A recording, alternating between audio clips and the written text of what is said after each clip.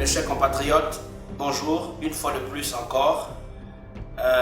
Chers clients de la société Bersa, je viens encore une énième fois pour essayer d'expliquer et réexpliquer encore les raisons pour lesquelles BRSA est arrivé à cette situation. Vous savez, lorsque quelque chose va bien, personne ne dit rien. Lorsque quelque chose de mal arrive à une famille, à un homme, à une tierce, n'importe quelle personne trouve de quoi dire. Mais c'est comme ça que la vie est ainsi faite.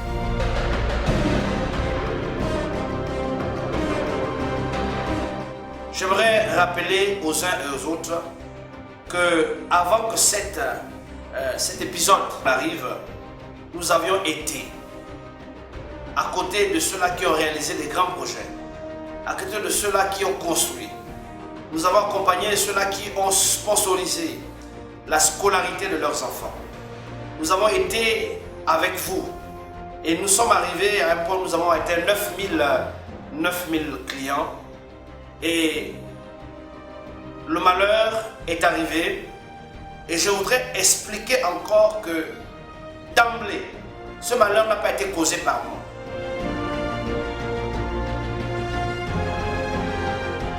Dans l'autre droit de réponse, je vous ai dit que la première cause qui a amené la société Bersa en cessation de remboursement, ce n'est pas Mapakou Yves qui a été à la cause de cela.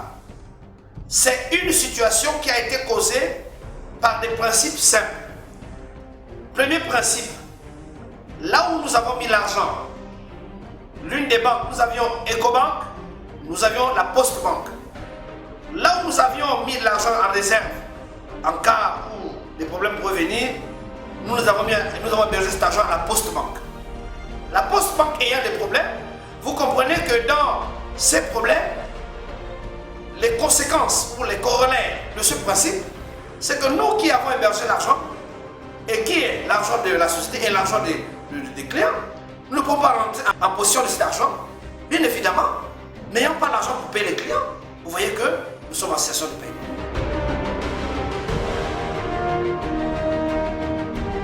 La deuxième raison, dans l'organisation, je vous ai dit l'autre fois, là, dans l'organisation de BRSA, l'argent, une partie de l'argent que les clients reversaient, était reversé dans un compte en Chine qui était géré, entretenu par M. Koubla Ignace. Ce sont ces deux personnes, Koubla Ignace et M. Guézo, qui géraient cet argent.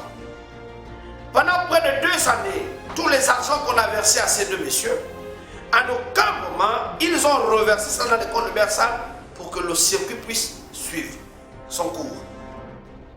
Cet argent qui partait en Chine servait à l'achat de conteneurs et les bénéfices étaient reversés à ceux qui avaient souscrit un bon ou bien un contrat d'investissement chez nous.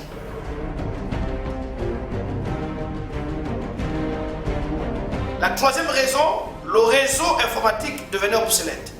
Il buguait à tout moment, il produisait des chiffres erronés. Alors, il s'était agi pour nous d'essayer de recadrer le système. On a fait venir des spécialistes, mais pour refaire cela, pour refaire tout le réseau, il fallait des préalables. Mais ces préalables, il fallait faire une audit, il fallait recenser beaucoup de choses, il fallait former les gens. Or, dans le domaine de l'investissement du Forex, le temps est, je veux dire, le temps en ce moment devenait notre ennemi. Les clients ne pouvaient pas accepter d'attendre quand ils avaient rendez-vous à une tierce date, qu'ils étaient reportés à une autre date. Pour eux, c'était inconcevable. Et ça commençait à amener des remous.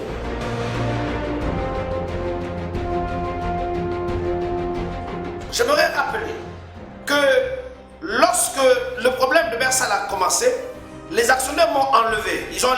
Ils m'ont destitué, ils ont fait une assemblée générale où ils ont désigné un nouveau directeur général à la personne de M.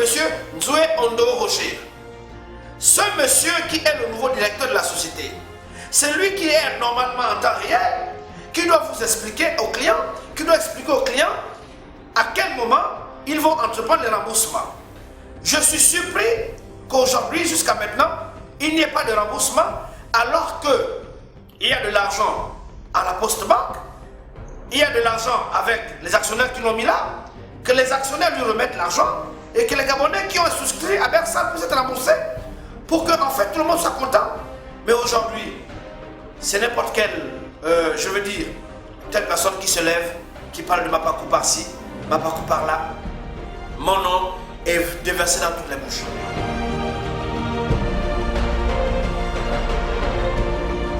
J'aimerais dire, lorsque le problème de Bersal commençait, il y a 6 mois en arrière, combien de fois ne me suis-je pas plaint devant des amis, où je reprochais la façon de gérer les actionnaires.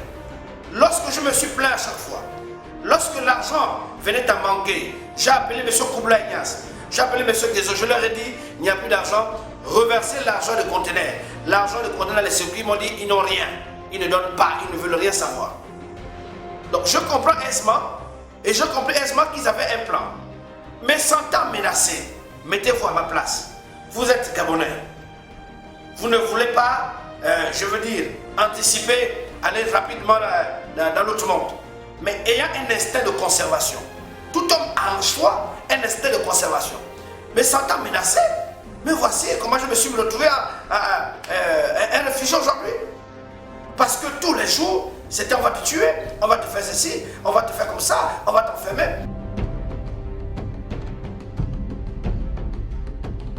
Quel est ce pays, Seigneur Jésus-Christ?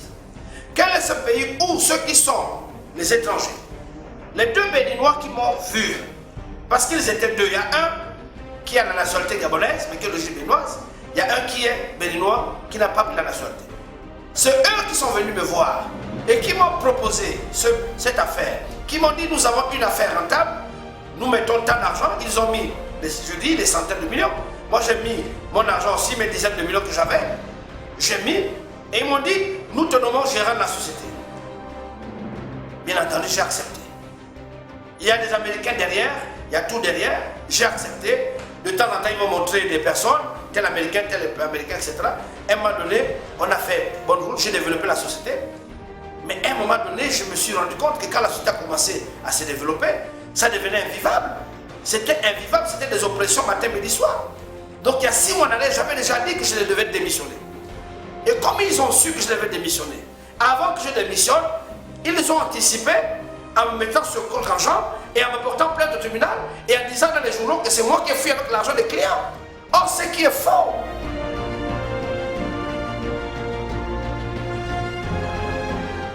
Je vous dis devant le Seigneur Jésus-Christ, devant le Dieu qui donne le souffle à chaque être, à chaque homme, devant le Dieu qui fait venir les hommes sur la terre et qui les appelle à son temps, devant le Seigneur Jésus-Christ, devant tous les prophètes, les saints prophètes, devant tous les saints, moi, Mapakou Yves, je n'ai pas pris de l'argent et fui en étranger. Je ne peux pas avoir développé la société telle qu'elle est arrivée quand vous allez au mall avec tout ce qu'on a fait et puis me tirer une balle dans le pied. C'est impossible. C'est impossible.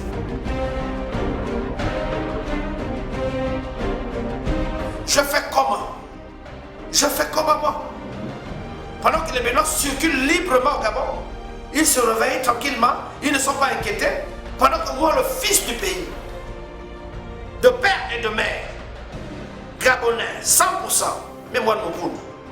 Ma poule, ma vaïri, oyo bongo, moutaga mouant, menge oulo, di ban ba poule, ba funami, ba repète quoi, m'soudia, vraiment, ngejabdat, ba poule, ba tout sili là, j'ai ba poule. Comment est-ce que ba pop, ba marouga, ba ous, ba marouga, ba maï fang le diambo, diambo di neni nana, et puis ba poule nami, ba kisinga. Moupoun a redai, moupoun lorsque vous avez les mains liées et vous avez simplement les pieds libres, vous ne pouvez rien faire. Lorsque vous êtes conditionné, lorsque vous êtes sommé à tout instant à rendre compte à des personnes qui ne comprennent ni de A ni de B, des personnes qui n'ont pas ne fût-ce que les bases élémentaires pour faire une véritable société pérenne, vous comprenez aisément que nous étions obligés d'en arriver là. Moi je dis, je suis un pasteur de la majorité, j'ai cru au projet de société du chef de l'État. Je ne l'ai pas dit parce que je suis en problème, Je l'ai toujours prouvé. Une fois, en Zion, j'ai failli me faire lapider. On m'a dit pourquoi est-ce que tu soutiens le chef d'État? J'ai dit ce sont mes convictions, nous sommes en démocratie. Je soutiens cet homme par conviction.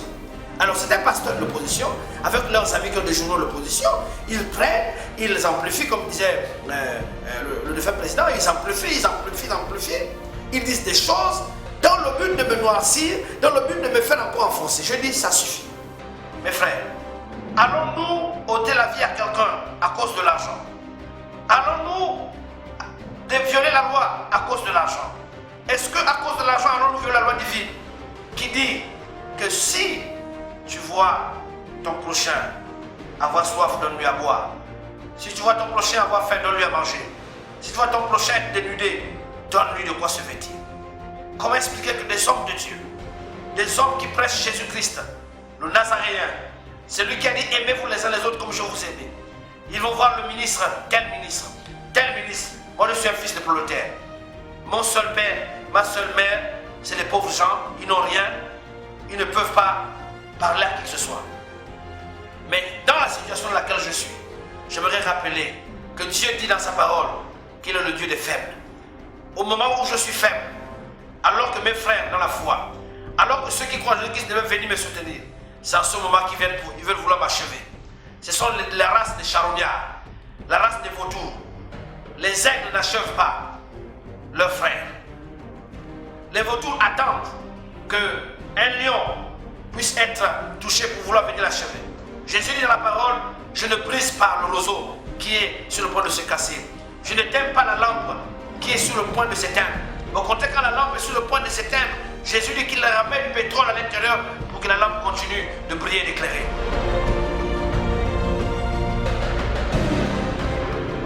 Tout problème a toujours une solution. Toi qui dis que moi je te dois de l'argent, je voudrais te parler au nom du Seigneur. Si je te dois de l'argent, si tu estimes que je te dois de l'argent, et qu'il y a un Dieu qui corrompt toutes choses, moi je te conseille de ne pas violer la loi.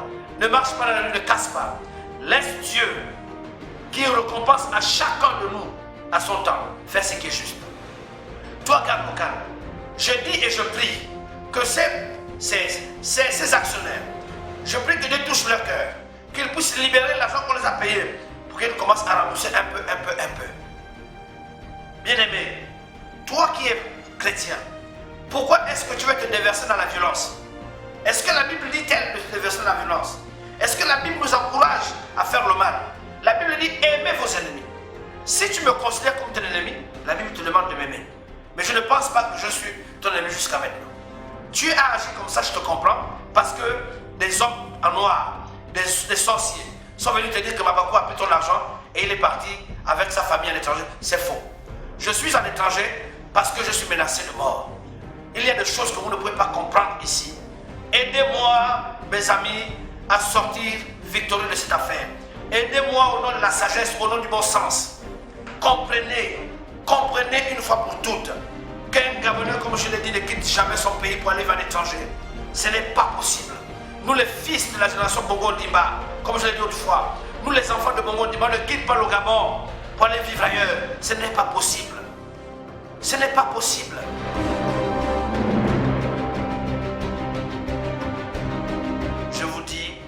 Je vous dis, tôt ou tard, Dieu me donnera raison. Dieu qui a créé le ciel et la terre, le Dieu de tous les prophètes, le Dieu du Seigneur Jésus-Christ que je prie et que j'adore, me donnera raison. Je te bénis toi, pour que tu puisses récupérer ton argent. Je prie le Seigneur qu'il puisse faire en sorte que ces actionnaires puissent remettre l'argent dans le circuit et rembourser tout le monde. Personne ne se lève un bon matin pour dire que je veux que le problème vienne dans ma vie. Quand tout le monde vit, tout le monde veut vivre à l'aise. Quand un problème commence, on ne sait pas comment ça finit. Aujourd'hui c'est Mapako, demain peut-être que ce sera toi. Donc il est important que vous compreniez que mes amis, ça ne sert à rien que nous puissions nous déchirer. Il y a toujours des moyens de trouver des solutions en toutes choses. C'est pour cela que je voudrais vous interpeller, vous supplier de tout cœur, au nom du Seigneur Jésus. Vous tous ceux qui avez souscrit à Bersa, attendez la date du 15 mars que le nouveau directeur a dit sur le journal La Loupe. Le nouveau directeur a dit qu'il va rembourser les gens à partir du 15 mars. Faites-leur confiance. Je ne suis plus à Bersa. J'étais un simple employé. Ils m'ont enlevé. Mais je vous dis, devant le Seigneur Jésus-Christ, devant les 24 veillards, devant les 4 êtres vivants, devant l'agneau des témoins, devant celui devant qui on devait rendre compte. Je lève ma main en tant qu'évêque. Je n'ai jamais pris de l'argent dans les comptes de Bersal et fui à l'étranger. L'argent a été utilisé pour rembourser jusqu'à ce que nous sommes arrivés à un niveau où on ne peut plus rembourser parce que ceux qui devaient nous remettre l'argent n'ont pas reversé l'argent. Que Dieu bénisse chacun de nous tous, qui nous garde en paix, qui nous amène à nous aimer les uns les autres, à nous supporter les uns les autres, jusqu'à ce que l'Éternel permette que nous puissions récupérer ce que nous avons investi à Bersal. Que Dieu vous bénisse.